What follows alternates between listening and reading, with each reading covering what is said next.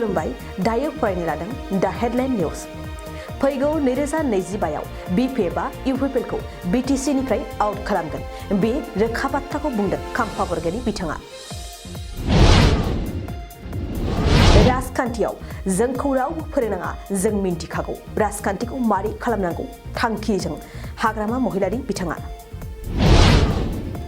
धेमाजिनि सिङाव थानाय सिमेन्ट सापरि सानजारि नोगोरनि एसबि बर्ड गोजौ फरायसालिनि गेलेग्रा फोथाराव रंजालि बैसागुनि थाखाय हारिमु मावबादाखौ दिनैनिफ्राय जागायजेनबाय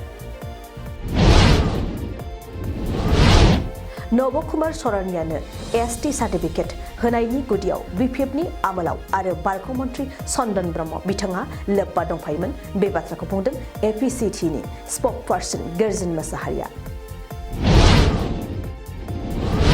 बिपिएफनि गाहाय हाग्रामा महिलारि बिथांखौ साबायखर बावदों राकेश ब्रह्म बिथाङा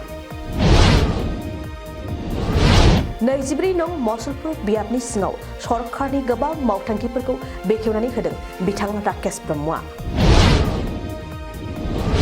दिनैनिफ्राय बिटिआरआव 4थि एशियान ख'ख' चेम्पियनशिपआ तामुलपुराव जागायजेनबाय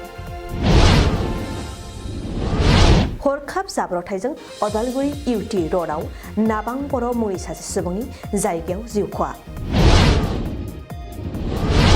बिपिएफ दोलोआ दिनै क'क्राझार गसाइगाव ब्लकआव गोजोन खौसेथि जौगानाय आरो सांग्रांथि मेल लादों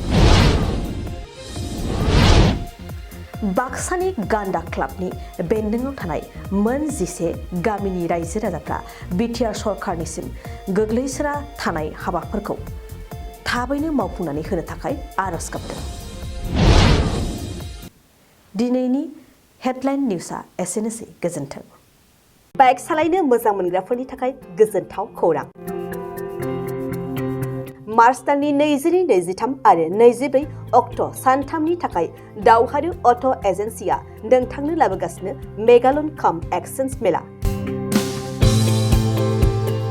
बे मेगालन काम एक्सचेन्ज मेलाखौ क'क्राझार बड'लेण्ड गेस्ट हाउसनि साखाथियावनो खुंफुंगोन